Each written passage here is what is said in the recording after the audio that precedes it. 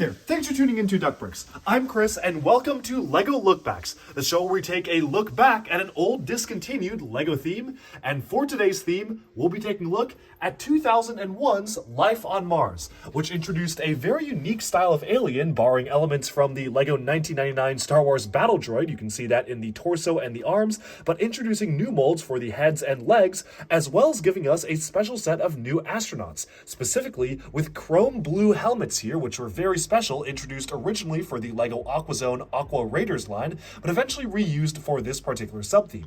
While the minifigures of Life on Mars, at least on the human side, weren't anything super special aside from the very nice chrome blue helmets, the aliens were absolutely the focus, and the aliens basically comprised the most sets because, interestingly enough, for the first time in LEGO space history, we had two different factions that were not fighting against each other. They were not competing for resources or waging war against each other, but instead humans and aliens were working hand in hand. Or I guess in this case, the humans were the aliens and the Martians were the natives. So this is one of the only times LEGO's actually done a theme that's based off of some sort of fantastical element of LEGO space that is focused on cooperation. Sure, back in the old days, we had the classic space factions where you wouldn't see Mtron fighting Futron, for example, but there was always some sort of a villainous element with Blacktron or whatnot, or Spyrius. But here, it was one single theme, two factions, but those factions were not fighting each other. And out of Life on Mars spawned some of the most interesting LEGO sets yet. So here we have most of the Life on Mars sets. I'm missing basically a couple of polybags. I don't have all the polybags right now. And I'm also missing one really small Martian flyer mech.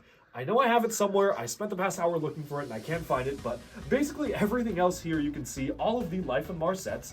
Obviously, the big one and the most important one I wanted to talk about is the Aerotube Hangar.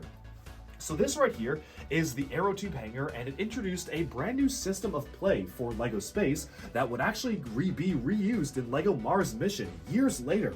Of all things, it was reused in 2007-2008's Mars Mission. Very odd how they just brought back the existing system for that, but essentially, this introduced a brand new system of transportation for pumps, where you operate the massive pump on the back there. So how it works is you pump on this pump here, and you can move it around to suction up different types of aliens to transport them across the different landscapes. So for example, if we have a Martian here, let's take a Martian figure and demonstrate exactly how this works. You have a system devised for Martians and Martian pods. So right here, you can see this is an example of a Martian pod. They fit right into the slot. They just kind of sit down right here. It is a perfect fit. And they use these to transport themselves across the red planet. Whereas the Mars Mission theme, which was introduced years later, introduced it as a system of transport for humans to transport Martian bodies. Here, the Martians were actually using it to transport themselves. And the way it worked was that there was a gear system where you can turn a gear up here to allow the tube to slide back and forth. So I'm going to slide it over here. You can twist the tube to determine which way the suction would go. One way it would suction it in, one way it would suction out. And if we zoom in on the figure there, as I pump the tube, it got sucked up. So there you go. The minifigure is now all the way back here. Let me just turn it around and send it right back out of the same chute, just so you can see that work again. So there you go. He just popped right out of that chute, and I'm going to suction him back again. There he goes. And that was a really cool and satisfying system. As you can see, it works really, really well. And it is so cool to be able to transport different things to different areas. So the cool thing about Life on Mars was that they introduced a lot of rack and pinion systems to allow you to transport Martians across the landscape in different ways. So if I were to slide this over to the center area right here, there's a little bit of a friction here because this just hasn't been moved around in quite a while, but once we get that here, you can actually lock it right in place. Then I can twist it, have them go out of the main area of the Aerotube Hangar here. So there he is, out of the main area. We'll suck him back up again and bring it outwards to some of the external pods. And the cool thing about this system was that theoretically, you could just continue to expand it such that you could have tubes and tubes and tubes, and the system would still work. So for this one, you can notice that right now it's connected from the back pump all the way through this tube, specifically going to be outputted into the red output right there. So there is the red base there. We are going to push the minifigure through. You can see it moving through the tube. until it finally has ejected right on that red platform right there. Very cool system. We're going to suction them up again. Move this over, so you just kind of lift it up, slide this over, and now you twist it, and it comes out of the blue section. So this was a really cool system that, honestly, they just basically used in this one massive set. If you wanted to be able to play around with the tube system, you had to get the Aero Tube Hanger set. They made a gateway that was compatible with it for other sets, like this mech right here. However, there wasn't any actual suction components here, and all you could really do with this gateway was just stick it onto another piece like so. So obviously it's not really meant to go here, because then the umbrellas or the shade pieces would line up with each other, and that doesn't look that good when they're just attached to each other like so. But in essence, it was supposed to be that you could take these different components and attach them to different areas. Now, Life on Mars was very, very modular. The entire point of the entire play system was that everything was meant to be fully modular. And that boiled down to how the mechs worked, how the other builds worked, and especially every single Martian vehicle. So first off here, we have the Red Planet. This is one of the Red Planet mechs here. It was LEGO's early attempt at mechs, and we'll talk a lot more in detail about these in a second. But the way that this works is that every single mech has two Technic pin attachments on the back and the front, which meant that you could actually use them as refueling stations that attach up here, that is technically attached to this set. You can basically have this swing down, that's your hangar bay for this particular vehicle, and that is how that works. So it was a really cool system to make every single build fully attachable to each other. Let's try it for this one right here. We'll lift up the canopy. You place the mech in. This just closes up around the top like so. And there you have it. It's a little bit of a docking station for the mechs, and really feels like these are different areas that they could spawn from, which I thought was one of the coolest features about the Life on Mars buildings, was that you could have Martians originating from the center base here. You could send them via the tube system all the way to one of their vehicles. They could get out, climb into their vehicles. Then you can deploy the vehicles like so, have the vehicles walk away, and that is your vehicle docking station, which was compatible with all of the other mech sets. Speaking of the mechs, let's talk about them, because Life on Mars did something very unique for a LEGO space theme. And if you notice, there's not a lot of spaceships here, despite it being a space theme. There's really only one spaceship, I guess technically two, but this one's more of a glider. So out of the mainline sets, there really is only one spaceship, and that belonged to the humans. We'll take a look at the humans faction in a little bit. They really only had two mainline sets. There was a little bit of a rover polybag as well, but the main sets, just two, a rover and a space shuttle, which pretty much look inspired by existing real world stuff. The aliens, on the other hand, had one detachable flyer, so you could take this flyer and detach it from the top there, and this was basically just something that glided on wings here. It almost feels like not really a spaceship, it's more of just a glider for the aliens or Martians to travel around in, and you can just reattach that back here. But the mechs were something new, because previously LEGO Space had attempted mechs before in the RoboForce line from the 1990s, but those were very, very basic. They essentially had to walk by just shuffling along. This came out in 2001, which meant that LEGO had pioneered the new click hinge joint, which, while still definitely nowhere near the standards of LEGO Mech today, at least gave the mechs a little bit more articulation than you would expect.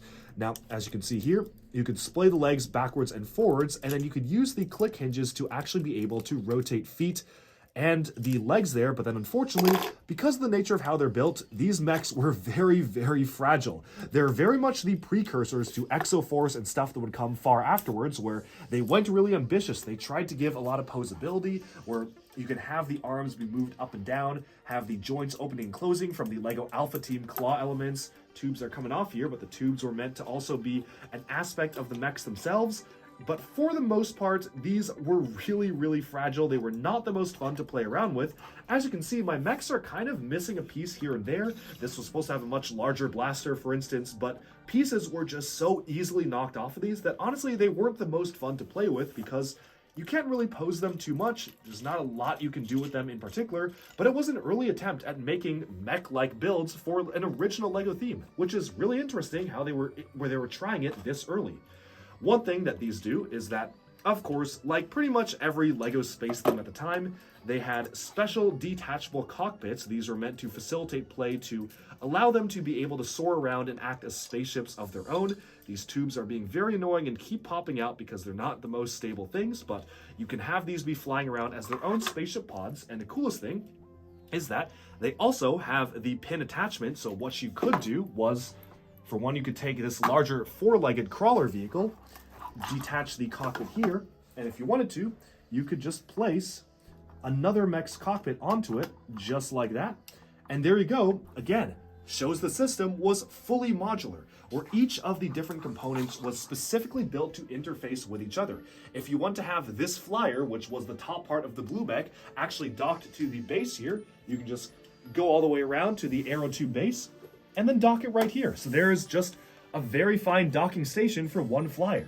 Every single one of the buildings, vehicles, mechs, you name it, had Technic hole attachments in the same place pretty much everywhere that you can see. And that was something that was really cool and unique about Life on Mars, was that they really pushed the modularity aspect to the extreme. Where not only could you maybe swap a cockpit here and there, but here you could swap legs, cockpits, different types of vehicles with each other, and that was something they really emphasized. One of the mechs, and this honestly may be one of my favorites, is just this little miniature mech from the aerotube hangar itself. It emphasized sand green and is just a little mini version of some of the larger mechs, but it works for what it is and does its job just fine. One final note about the mechs before we move on to some of the other builds and talk more about the modularity is that the very interesting thing about Life on Mars was that it not only introduced a number of brand new colors to the LEGO portfolio, but these colors actually stayed mostly exclusive to just this theme, namely sand red. If you zoom in here, sand red was an odd shade of red that wasn't quite bright red, it wasn't quite brownish, but it was this odd color. Sand red is what it was called, and it was used pretty copiously throughout the theme. There were a lot of existing LEGO pieces specifically recolored in sand red to be able to add to this Martian color scheme. The same can be said for the sand blue color scheme, where you have sand red, sand blue being used here, where sand blue still survives today, and there's still kind of some instances of it being used beyond this theme. It originated here, and the same can be said for sand green, which is this unique color right here, just used for each of the different builds. I found it really interesting how these colors, and also sand purple, of course, sand purple was another big one that really represented the Life on Mars theme. These colors were actually conceptualized all the way back in the early 1980s. LEGO was initially coming up with a LEGO space sub-theme that emphasized sand colors, like sand purple, sand red, sand blue, and sand green, and in the 1980s they were considering making the theme a reality until eventually it got shelved in favor of different themes and different color schemes. Finally, in 2001, maybe someone was looking back at old concepts from the 1980s and 90s and said, you know what, why don't we make that into a real theme this time? They were kind of throwing everything at the wall and seeing what stuck, especially around the 2001 era. So they figured, why not try it again with LEGO Life on Mars? So interesting how many of these really nice colors are just color locked to this one theme and never appeared since and then. So obviously, LEGO was not doing really well in terms of budget for these, especially when Life on Mars was coming out. The company was not really doing that well financially, and they were really trying to do different things and just spending a lot of money on one-off themes, one-off colors, one-off pieces, and hoping something would stick. So, not a good allocation of budget, but made for a very interesting LEGO line. The last that I want to talk about here on the Martian side of things is the walker. So if we come around over here, you can notice that the walker not only came as a standalone four-legged vehicle, but also had a building for the dock, which was really cool because you could actually use this dock building to attach it to the aerotube hangar. The way it works is that you have the Technic pin connections here that can just attach in like so. So you have the mech just fully docked up here. I'll get the legs standing at the right height that they need to be in order to dock. So there you go. Fully docked, and again, you've got different modular aspects here. So for instance, if you wanted to just take this particular gate element, you could attach it onto this part right here. Then you have one of the tan gates sticking out at the side of the airtube hangar. You move this into here, and there you go. That's another amazing dock ready to go, and you can just take this other piece and stick it on the other side should you wish. So there are just so many different unique things that you can actually have ready to go with the different modularity configurability of this theme. This was an interesting one because this, I believe, was the model that basically fully demonstrates the potential and power of the modular system. As you can see, it's a four-legged vehicle, but appearances can be deceiving. First of all, this splits outwards to create some sort of a hovercraft. This is supposed to be flying around the surface of Mars with a Martian driving it, and you can detach the back legs here. This can kind of act as a standalone claw piece. You can detach the middle section carrying the precious ore. That was another thing. They tried to introduce a collectability aspect with the precious ore, featuring a brand new mold that was unique to the Life on Mars theme, which you can see right here, was specifically made for the theme, and that was something very, very special. It was just a mold that allows you to place a single 1x1 round cylinder in the center. These were like power crystals. It's an odd piece, but it was something that made it special. And this is what the humans and the Martians were after, where instead of fighting over it, they decided to just work together and share the resources. But as you can see here, you can detach that part, reattach it back here, so then you have this other vehicle here. You can spin it around if you want a bit of a different stance, so you can have just four legs oriented this way. And what was very special about it was that you can even take this off, take off the front cockpit, which again, everything's modular, place it on top, and look at that. There's another two-legged mech. So Life on Mars was doing really, really interesting things with buildings. I mean, this is just, it looks like it fits in with the rest of the other mechs by being just a two-legged mech right here. I think that this system of play was so interesting, how literally every single set could be reconfigured and combined into different types of builds, different types of swappable components, where you not only have the two double Technic pins to attach components to each other, but you also have the single pin for mech cockpits, which also transition into spaceship stuff. So you can have a blue and tan mech right here. So that's one option. You can again stick this on the front if you wanted to have it like that. You could combine multiple different, like the red and blue mechs, you could combine them into a four-legged mech with this piece. So you could take this, combine these pieces, and then you could have a mech that sits like this. The possibilities for Life on Mars were pretty limitless, and it was super cool being able to just swap all of these modules around and make everything compatible with each other. And I kind of wish that modern LEGO themes did more stuff like this, because it incentivizes people to buy all of the sets. Having all the sets means that you can actually mix and match them wherever you like, and that was a really cool function for Life on Mars. One last thing we have to talk about, though, are the humans, because the human faction was surprisingly something they did introduce for Life on Mars. I'm kind of surprised they didn't just make it a purely Martian faction and not introduce the humans whatsoever, but you do have the humans, and to an extent, sometimes they do feel a little bit like an afterthought, where you just have the two little human vehicles and a little polybag compared to so much stuff going on for the Martians. But the essential design around the humans was that this was an era when LEGO was really trying to push more realistic inspired spacecraft, where obviously there's a hint of futuristic technology here. You've got like a big solar panel for a vinyl piece here, but for the most part, the shaping and design of the human faction was meant to reflect real world vehicles. However, that did not stop them from making the builds fully modular in the same exact system as the Martian craft, which meant you could make small shuttles like this. So this is another look for that shuttle. You have a deployable droid, so this little thing is a robot on itself, and yes, the Technic holes that are used to attach it on a modular aspect actually become its eyes, which is just so clever. I love that. And you also have a little rover that can be, that can be detached here. Piece broke off of that, but you have a small little rover that you can drive around to capture these precious ore docked inside the spaceship itself, and the same can even be done for the rover. Look at this. You can even, if you wanted to, mix and mash it. Like, let's say you want a long rover. There you go. This is now like a convoy trip. Again, the possibilities were pretty endless with Life on Mars, and it got even crazier when you were able to combine the human stuff with the Martian stuff, because they are working together. So now you can get some sort of a unique walker, have this spread up, and this is just another section. Maybe the humans have allowed them to use this longer cargo section here, so then you can get really long out here. You can take certain parts of the rolling pieces, convert it onto maybe the legs of something here. So if you wanted to, you could splay the legs outwards like so, have the guns be pointed forwards, or I guess not guns, they're more, I don't know what these are supposed to be if they're not guns, but you could, if you wanted to, just go crazy and just make your own creations, combining human and Martian technology.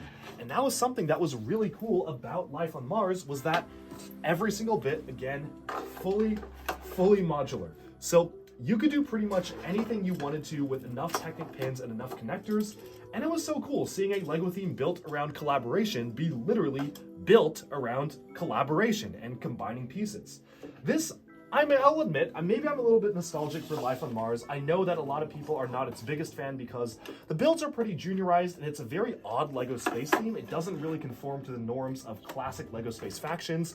This was my first LEGO set. The Life on Mars shuttle was actually the very first LEGO set I owned. It was given to me by a relative.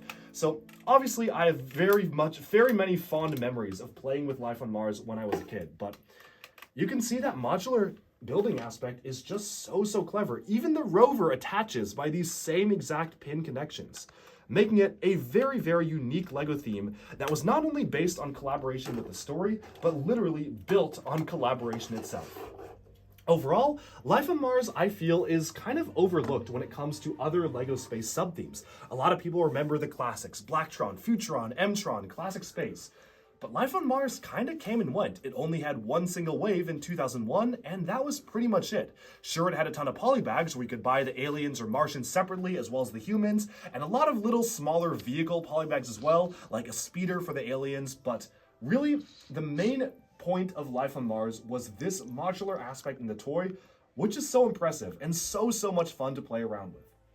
Overall, I think that about sums up our look at the very unique LEGO theme, Life on Mars. This is not really something they would do nowadays. It certainly is one of the most unique LEGO themes, introducing not only a brand new system of transportation with very unique specialized molds being introduced for this particular aerotube hangar system right here, but they also introduced a major modularity aspect that we really haven't seen from LEGO since then. With that, I believe we've about summed up this LEGO Lookbacks episode at Life on Mars. This was actually suggested by a LEGO YouTube live stream commenter. I often do live streams on weekends, and one of you requested that I make a LEGO Life on Mars video, sent in a super chat to request this video, so I quickly made that happen. So thank you so much for sending in that super chat, and this is an example of a video that I will make. If you're able to send in some donations to Duckbricks, I'll be happy to make any sort of video that you want to see. So hopefully you enjoy this look at LEGO Life on Mars. Thank you all so much for tuning into Duckbricks. Be sure to like and subscribe for even more LEGO news, reviews, discussion, and analyses coming your way very soon. Thanks so much, and bye for now.